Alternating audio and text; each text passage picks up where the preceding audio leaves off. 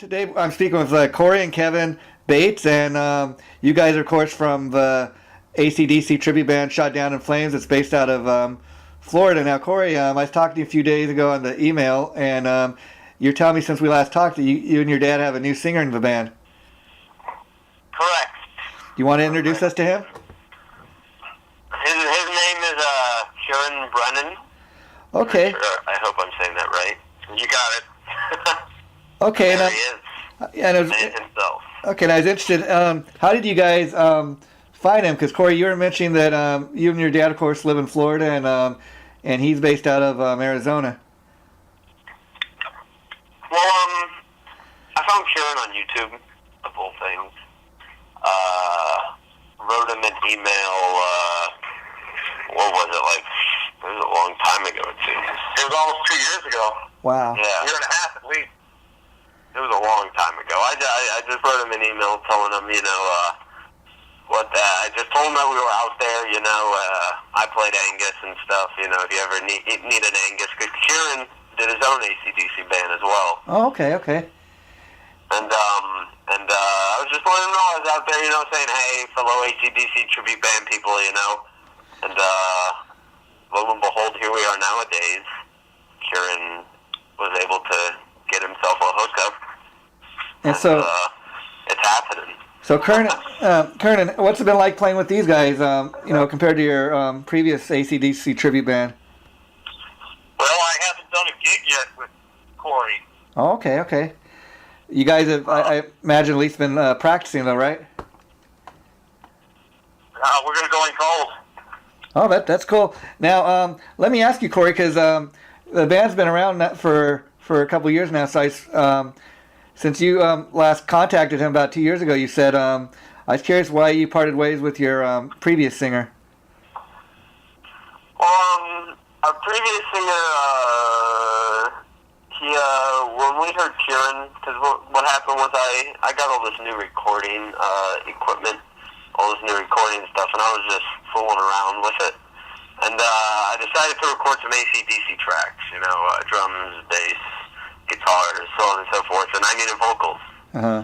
I needed vocals, and I was talking to Kieran, and I was like, hey, Kieran, you want to throw down some vocals on these tracks I got? And he said, sure. So we threw down his vocals.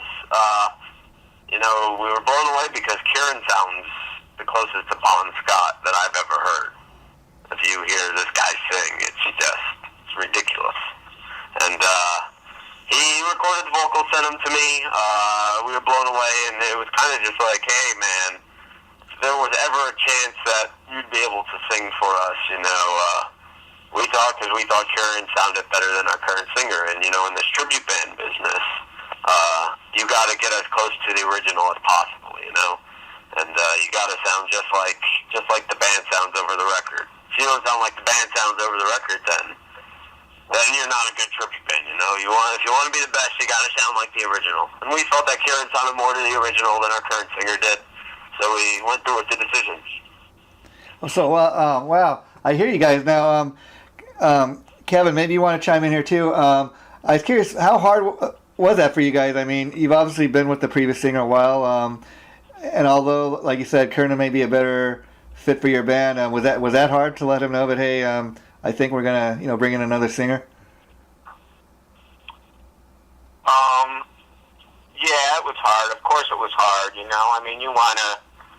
It's a lot like having a sports team. You have a certain guy that's your quarterback for a while, and then you bring in somebody else, and it's very similar to that. We wrestled with it, and I mean, the band is really Corey's thing, and we kind of looked at Corey as the leader of the band, but with our primary interest being the music and the sound and the energies that we bring to the stage, we just felt like Kieran's going to be the guy that's going to be able to take us up another level, get us that much closer to keep in line with this whole sports team thing, take us closer to the big game, you could say, Okay, and now let me ask you, Kernan, because as Corey was saying, that you previously had a AC/DC tribute band of your own. I was curious, in that band, did you like Shot Down in Flames? Did you just do the Bon Scott era material, or did you sing air from throughout AC/DC's entire career? I know and actually that band is still going, but being that it's in a totally different market, there's no problem with the two, like vying for gigs or anything, for that fact. And we don't play that often now, but it's still playing, but rarely. But no, we always just did the Bon Scott thing because I don't sound anything like Brian Johnson. Okay. I can't do those kind of vocals, that screeching, squealing that he does. It's not, and I love Brian Johnson, but I don't sound anything like it. If you're doing a tribute, like Corey said before, unless you sound like the singer, you're wasting your time, and then it's not really a tribute; it's just a cover band. And I guess that's one thing you guys got going now, because when I previously talked to you, one of the reasons I contacted you is just looking at the photos on Facebook. I can definitely say you got the look down. I mean, if I didn't know any better, I'd swear I was looking at the real, AC/DC in the pictures. So, you've always had the look down, I guess. Is that something you kind of heard from other people, that, you guys got the look, but, the singer doesn't really, fit the part, or is that just something you guys kind of noticed on your own? I guess that question will be for me. The image thing, we always, AC/DC's image is very simple, it's, the three guys in the back are jeans and a shirt, and it really comes down to me playing Angus, I've got to have the shorts, the backpack, and I got the hair, and then you got to have the guy playing Bon wearing the jean jacket, pair of pants, and he's got to have hair too. But when I would send out our stuff to agents, to booking agents, or when I would show it to some really good AC/DC friends of mine, the thing that always came up was our singer never sounded like the original.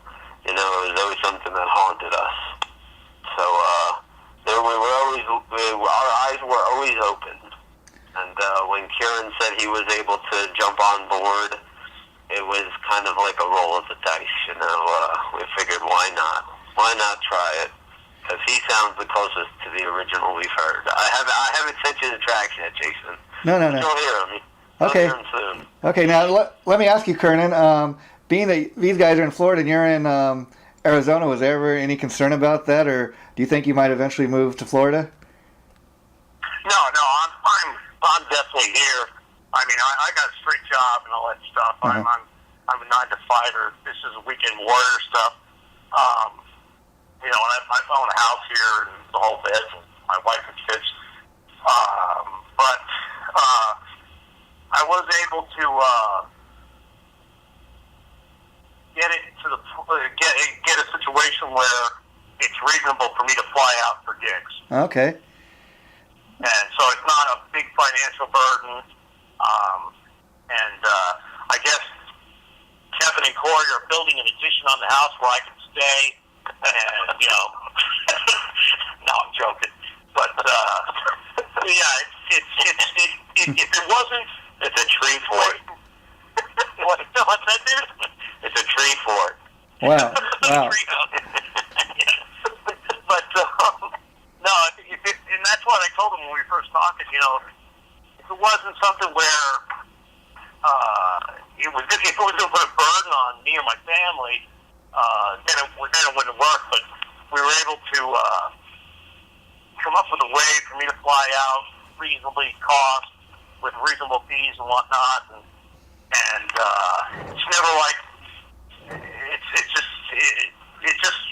all I can say is everything melded in together at the right time.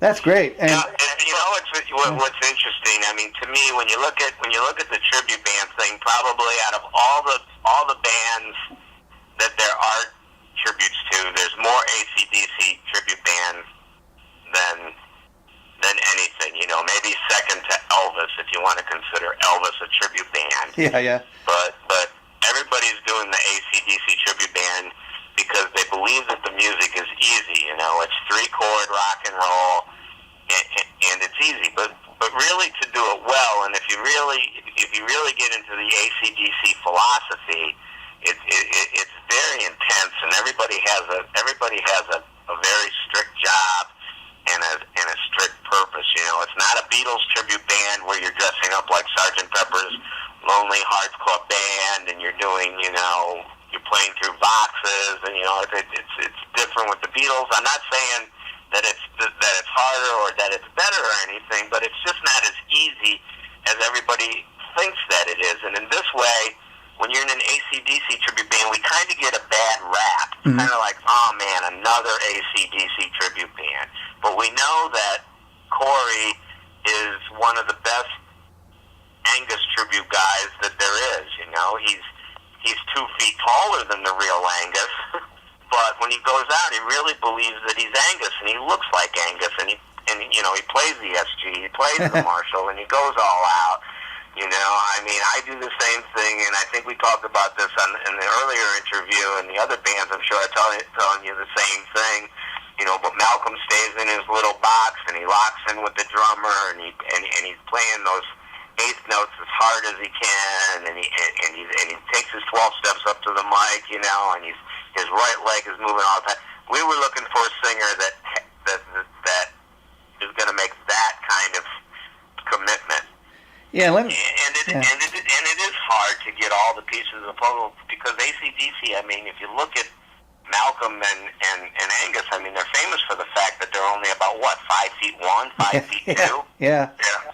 You know, I mean, that in itself is a hard thing. You know, when a lot of these guys are 5'9", and some of them weigh 200, 225 pounds in these AC/DC bands, and it's almost a joke, you know. And we come across so many on the internet. It's like, look at these guys. I mean, just in Florida alone, we have about 4. Yeah, you know, there's 4 of them. But you know, we want to.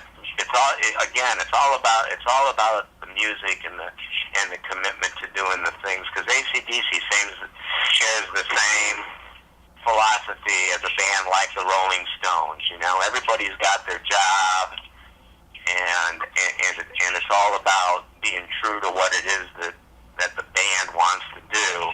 And even though we're a tribute band, we still try to hold true to that as well. I become a bigger AC/DC fan every day because of this band, but that would have never happened if it wasn't for Corey.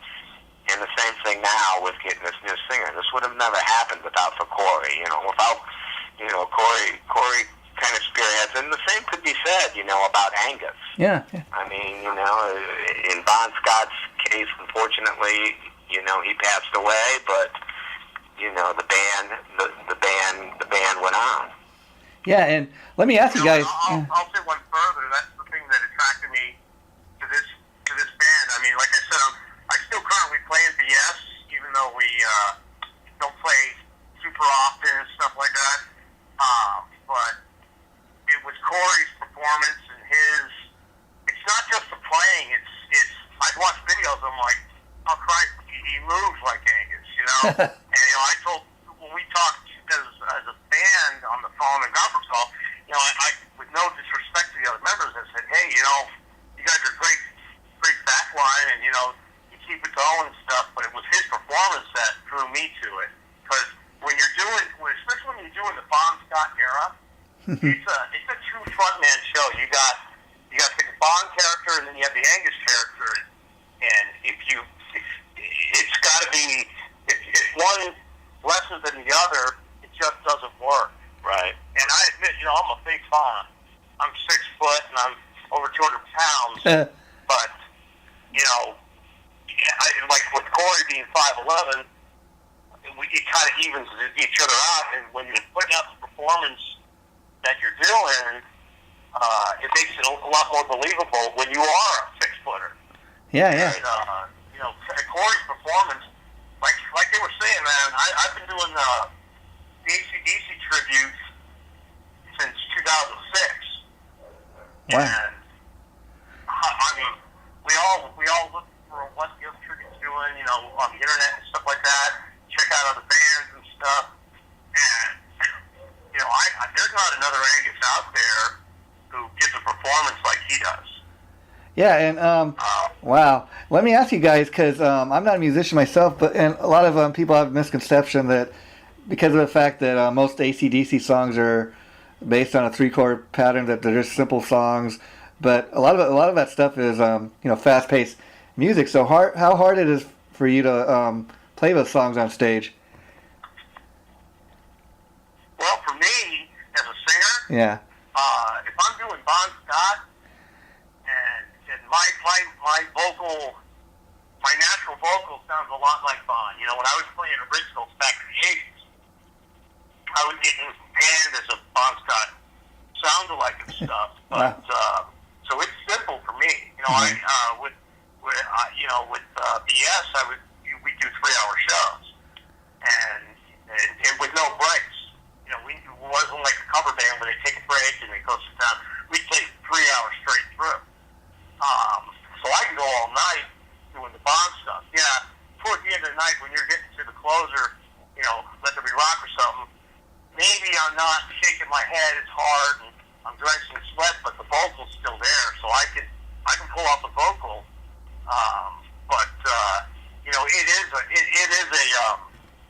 When you're off the stage and when you're done, you're exhausted. You're exhausted. The next day I'm usually just almost comatose for the first couple hours because you just take so much out of you. Yeah. And actually, when you ask me, I got the easy job. Doing the Bond thing. The Angus thing is times 1,000 when you come to the physicality of the actual role. Yeah. For me, having to do Angus, I've been practicing it for like 7 years now. When I first picked up a guitar, I started to practice all the Angus stuff. That's probably why I'm so good at it. Because I don't stop moving. I'm always moving. My head's always moving. I play, when I get on that stage, I kind of get in the zone. And I usually play with my eyes closed for most of the show, believe it or not. And, wow. Just because I'm headbanging so much, I would get dizzy, Oh, that's amazing. If I kept my eyes open, I would get dizzy. So I got to play most of the show with my eyes closed, and I got to be tight with my dad, who's holding the rhythm guitar down at the same time. So it's not that easy if you want to do it right. Wow, that's especially on the days when we do 2 4-hour gigs. Wow. We'll play one bar in Daytona during Bike Fest from noon to 4, and then we'll go to another bar that night and do 8 to 12. And we'll play 4 hours. So we'll fight some aches and pains. I'm sure we get the same bruises that they do. Corey gets bruises on his knees from falling around on his knees. His neck will be hurt from headbanging. If you only got to do an hour, it's not so bad. But you do 8 hours, and we're a high energy, fast-paced band. Since we're doing the early days, we tend to play the songs a little on the fast side.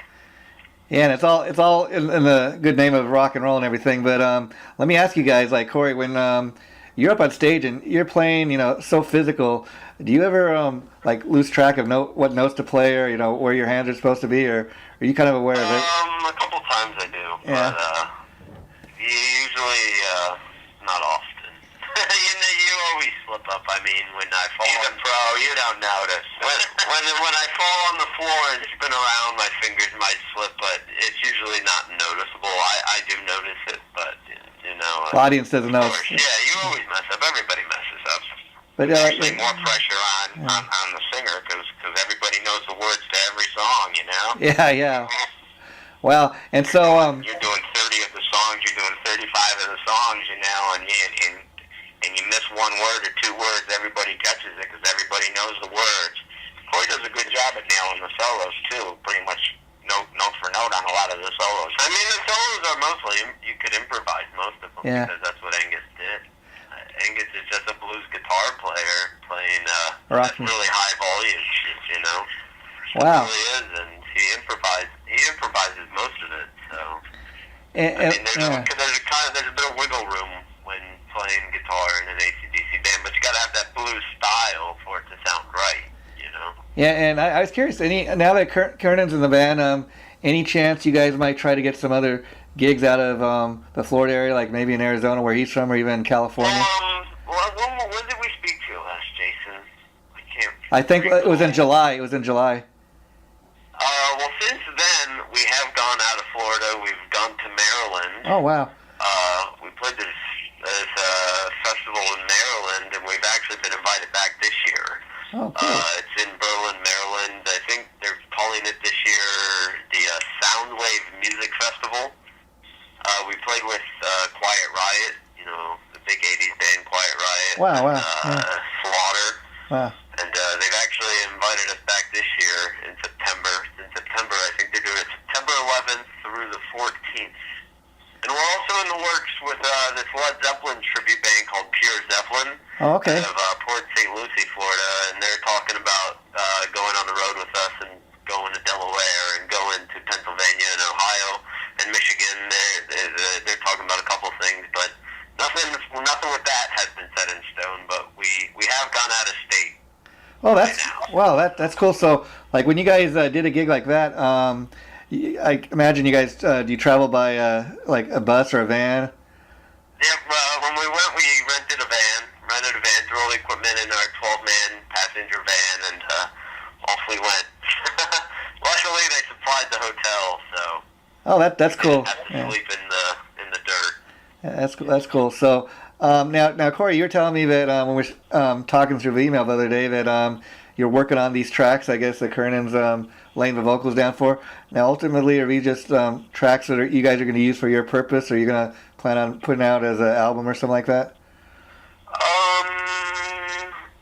I mean, we got 6 tracks. It's a nice size demo. We haven't really thought about doing more. Mm-hmm. I mean, we could throw down 6 more if we wanted. Yeah. But I'm not sure if it's necessary. I mean, is this something just you guys are recording for your purpose? Do you plan to make it available to the fans? Well, I plan on using these tracks as promotional purposes, yeah. Oh, okay. Yeah, because, talking about checking out some of the competition, you and me were talking about another AC/DC tribute based out of L.A., where I'm from, which is called Bonfire. So, they're like you guys. They play, Bon Scott era material, and they did similar type of thing where they put an album worth of material together and they put that out to fans, and I think it's a really cool idea. That way people, before they go see your show, they kind of have an idea. Oh, that's what the band, this is what the band's about, or this is what they sound like. Right. And so, as far as checking out your competition, because like you said, there's thousands of AC/DC tributes. How important is that for you guys to check out your competition? Say that again? You get on the net, I imagine, and you check out videos from other AC/DC tributes, or you even go check out other local AC/DC tributes. How important is that for you guys to do to, keep your momentum going? I think it's pretty important. I mean, Corey does it more than I do. He's always on the internet checking out. I mean, we've seen Bonfire. That was how we found Kieran. I mean, face it, and we're always coming across more guys out of Florida, and we've seen some of the other bands. We've seen bands in England that caught our eye. We saw what was going on in Germany. There's a couple of all female AC/DC tribute bands that, of course, caught our eye. And I think it's pretty important, and we're always looking up. We're always looking up to the AC/DC bands. We go toe to toe with them, and I'm surprised that nobody has yet. I don't know. Maybe they have. Maybe you guys have heard of one. I'm surprised no one has ever really done a tribute day with the AC/DC bands like they do with the Beatle bands. There was actually, Kevin. They used to do a thing called the Big Ball, and it was done in England, and it was like a big AC/DC convention. They had a bunch of different bands. Actually, and I think the last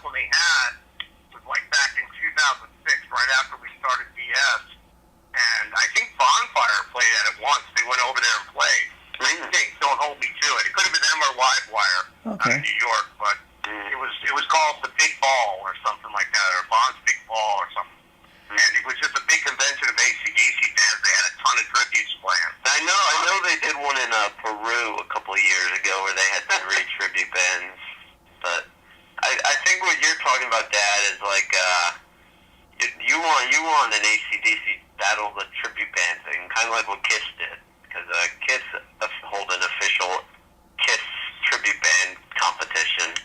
I think it was a year ago. And why doesn't AC/DC do that? Is that what you're saying? There's so many things you could do. I mean, there's so many ideas that I have. I'm just, surprised it doesn't happen more. I don't know if it's because if it's because of the rivalry or if it's just because I don't. I mean, they are doing it. They're doing it in Peru. They're doing it in England. I don't know if they do it in the States or not. I mean, you could get 3 or 4 bands together and give each band an album. You guys do Highway to Hell. You guys do Back in Black. You guys do. And you could do it that way even. I mean, there's a lot of different things that you could do. I think. What kind of turnout did they have at these shows that you guys are talking about in Peru and England? Did they have a lot of people? Peru was bad. I think it was pretty big at the big ball in England. There you go. That was like 2005. That was the last one they had. I talked to a guy when we were first putting together BS who was part of the event. He said, it was big, but I guess the guys who were really backing it with the money kind of backed out of it in the years later, and they haven't done it since.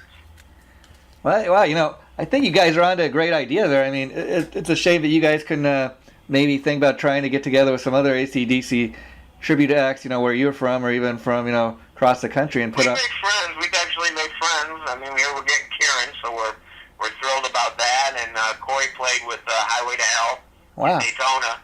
He went out and hit the stage on his birthday in October. They invited him to come down and play with them, and they probably had 1,000 to 2,000 people that night. They get a pretty big crowd in Daytona because they do the whole weekend. They do like Friday, Saturday, and Sunday or something like that a couple times a year. And so we're making friends with these other bands. And when we go to South Florida, we're playing with our friends who do Rush, and we're playing with some new friends that we haven't seen yet who do the Ramones. There's going to be a Nirvana tribute band. There's going to be a Billy Joel tribute band and Tom Petty tribute band. And am I forgetting anybody? Corey? I don't know. I think I got all of them. Yeah. Well, so, I mean, we're making a lot of friends and we're making a lot of connections. It's all about the music. I'm just curious as whether or not the tribute band is getting a little worn out and people are getting tired about it, or whether or not it's got a bad name. We just did a show with some guys that did Guns N' Roses and Motley Crue and had an okay turnout. Yeah, well, I'll tell you guys what my experience has been. I give an example. In Los Angeles, where I'm from, probably one of the first tribute bands ever out here was the Atomic Punch, which is, of course, the Van Halen tribute, and they're the premier Van Halen tribute, and they're going to be coming up on their 30th anniversary now for a tribute band. I mean, that's pretty big, be around for 30 years. So I think if you got the right guys in the band and you put on a good enough show, I think, you can do it, because, tribute bands are a dime a dozen. I mean, if you got a really good band, people will come see the show, because again, a tribute band to me, it's all about entertainment. You got to have a look, you got to have the music down, and if you put on a good enough show, people will come. Because again, I think number one, to have a tribute band going, you have to, a lot of times you have to have a little niche, and you guys definitely got that. In being that, you play only Bon Scott era material. I mean, number one, AC/DC is still around touring and recording, so you're giving the AC/DC fans something that they no longer have an opportunity to go see. Obviously Bon Scott's been dead for several years, so people want to go see a Bon Scott era show. You guys are giving that opportunity. Exactly. Well, we're 4 years old. I mean, if you've been counting, and we've been through a lot of guys, and we also got the blood is thicker than water gimmick, with the fact that we got the father and son thing going on, and we've been through members of the band dying, and we're building a following, and the shows just keep getting better and better and better, and we feel that that's going to continue to happen on even a better level for us now with the new singer coming on board. We're excited about it. We think he's going to bring and energy to the stage. It's just going to be a lot of fun, and it's going to breathe new life into the band because we love playing the songs, and I can't only wait until Karen hits the stage and I hear a guy who sounds like Bon Scott coming through our PA speakers. And I can see the same thing because I've done a lot of shows, and I haven't been this psyched about a gig in a long time.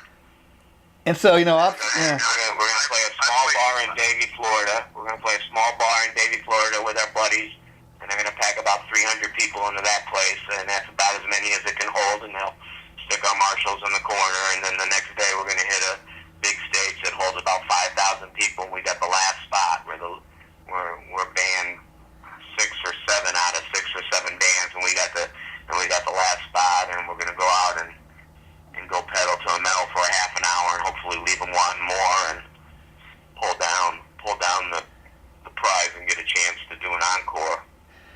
Wow, it sounds like 2014's turned out to be a pretty good year for you guys. You guys have yet to do your first show with Kernan. Is it just a matter of booking more shows right now, or? No, the show's already booked. The first show is the 24th, correct? Okay. January 24th is the first show we're playing with Karen. The 24th and the 25th are going to be the first 2 gigs. We're going down to South Florida. Well, that's right around the corner. So let me ask you guys, as far as your set list, now that Kernan's in the band, you guys pretty much playing the same set you've been playing, or did you allow him to come in and kind of? Same set, it's all AC/DC. Yeah. They play the same stuff that I've been playing for 7 years now. Well, that's great. I am excited.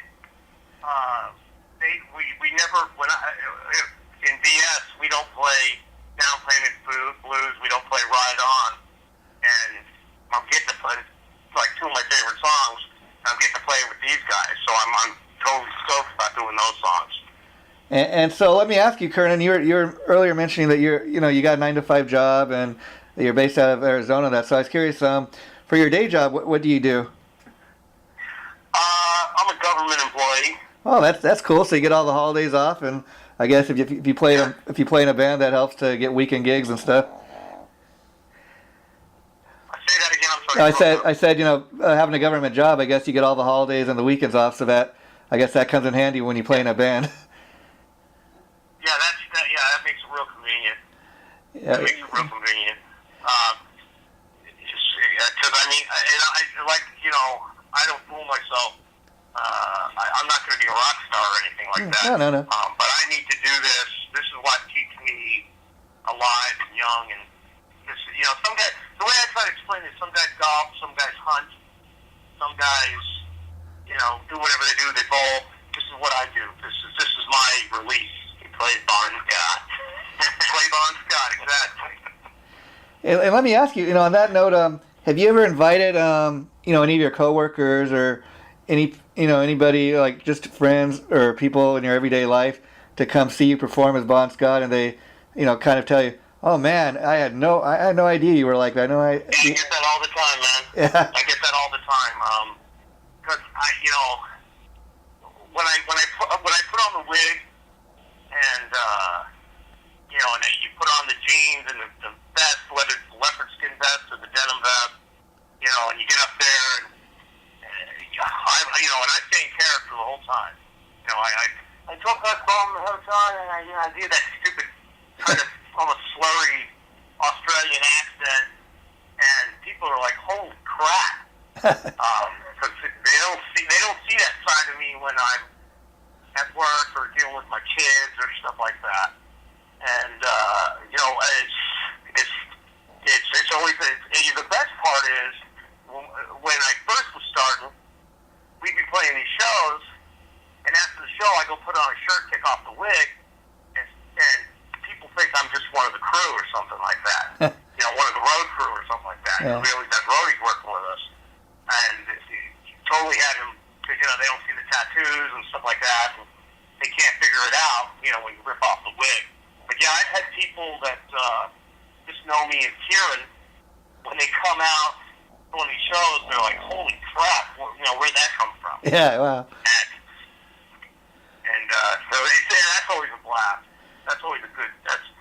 The best is when you get like the thing for me is the people who are the diehard AC/DC fans. Yeah. I've been a fan since I was 12. I'm 48 now, and so I grew up with this music. I mean, first song I ever sang live on a stage at 15 was "Whole Lotta Rosie." I'm like the Speccy of AC/DC. I've read all the books. I know all the facts. This is my obsession. But when you get the hardcore, AC/DC fans like commenting on the YouTube about, oh my God, it sounds close to Bond. What amazes me is like one of the YouTube things of our songs has got like 85,000 hits or 85,000 views, and it's all positive. It's all positive comments. You always get the one hater who's going to say, oh, well, I've heard better or whatever. But it's all positive comments and stuff. And that's why you get a thrill out of doing it, because people actually enjoy it. And if you enjoy doing it, it makes you that much better. Yeah. I think, yeah. These guys come to the shows. They don't come to. These guys come to the show because they're exactly what Kieran is saying. They're die-hard, hardcore AC/DC fans, and you love to see those guys in the audience wearing their AC/DC shirts, drinking their beer, and just going nuts, and calling out songs like "Big Ball." And singing along. Huh? And singing along. Yeah. Yeah. That's the best part. Especially like in a small club. Like in BS, we play a lot of big shows, so you don't have the contact with the fans, but you also have, that's why I like the smaller clubs. You'll get guys right up there, and you can hear them screaming the lyrics at the top of their lungs, and they know every word.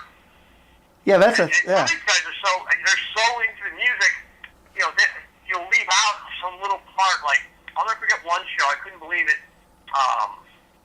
I got a take up for a cough or something going on, so I didn't say during Livewire, stick this in your fuse box. And the guy comes up to me after the show and he goes, oh my God, you didn't say stick this into my fuse box, stick this in your fuse box. It's my favorite part of the song. I'm like, holy shit, this guy knows. I mean, that's really getting to the nitty gritty.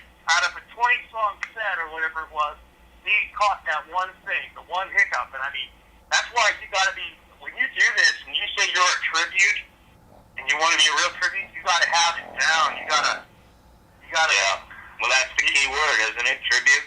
Yeah. I mean, Exactly. You're paying tribute to Bon Scott. Corey's paying tribute to Angus, and myself, Malcolm, and it's AC/DC. AC/DC is celebrating their 40th anniversary this year, and the fans, by coming there, they're paying tribute in their own way. I mean, that's the power word is tribute, and it's got to be done right, and that's been the deciding factors in building our band, and we've been really fortunate. We've been really fortunate, and we've tried to do what we think is right. We use Marshall amplifiers. You can't do AC/DC and not use Marshall amplifiers. Could you imagine? We've seen bands, AC/DC tribute bands in South America playing for 5, 10, looks like 15,000 people in the crowd, but Angus was playing through a Fender. Yeah, and the great thing about what you guys do is, I mean, who the hell hasn't heard at least, one or two AC/DC songs before? I mean, be it Back in Black or Highway to Hell or, whatever. Somebody comes to one of your shows, I'm sure, it's half the tunes that you guys play somebody's heard before. And like you said, it must be great to be up on that stage and have everybody in the audience singing along. I mean, that's the great thing about what you guys do, That's what we hope, Jason. Yes, indeed. and I think part of the reason, fingers are crossed. I think part of the reason you guys are still doing it 4 years later down the line is the fact that you are AC/DC fans. I mean, I believe it or not, I've been aware of a couple tribute bands out there where the guys aren't even fans of the music. Just, oh well, I'll put together a Kiss tribute because I know Kiss sells and people come to the shows and it's simple stuff to play. And but what they're missing is they don't have any heart. Whereas like you guys. Yeah, and that's the one you're on to a bad start Yeah. Yeah. Everybody, all five of us, me, Kieran, my dad, our drummer, and our bass player, all five of us need to be showing that passion on stage, because that's what AC/DC was all about. They're all about passion. If you don't go on that stage with passion, it's going to be a terrible, terrible show. The bass player that we had, that was one of the founding members, the guy that unfortunately passed away the beginning of 2013, Robert Lucky. Uh-huh. We used to, you got the drummer in the middle. Cliff is right off the left corner of the riser, and Malcolm's off the right.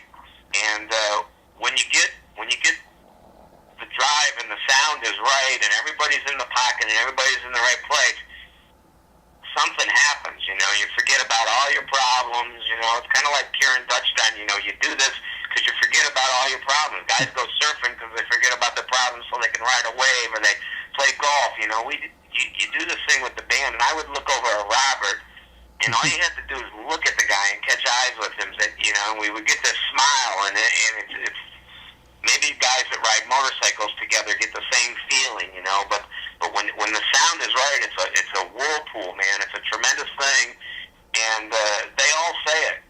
Phil Rudd says it, Malcolm says it, Angus. Same things with the Rolling Stones. Keith Richards says when you got those two guitars going, it's like an orchestra. It's a powerful, it's a great thing, and that's what we're trying to achieve. And let me ask you, in life, people pass away and stuff, but when a guy in your band dies, I mean, that must be kind of hard. I mean, when he first passed away, did you guys have any doubts about the fact that you were going to carry on with the band? Gosh, I thought we talked about this in the last interview. We'll talk about it again. Of course, because Robert wanted the band to go on. Robert, because I talked to him before he passed, and he wanted this band to go as far as we could get it, and so we knew we were going to keep going. Yeah. We took a little bit of a break, but we knew we were going to keep going because Robert wanted us to keep doing it, and Robert wanted us to keep it going. He wanted to see this band go to the top. Well, let me just tell you guys, it's been a pleasure talking to you again, and I'm very glad that we're able to do this again because.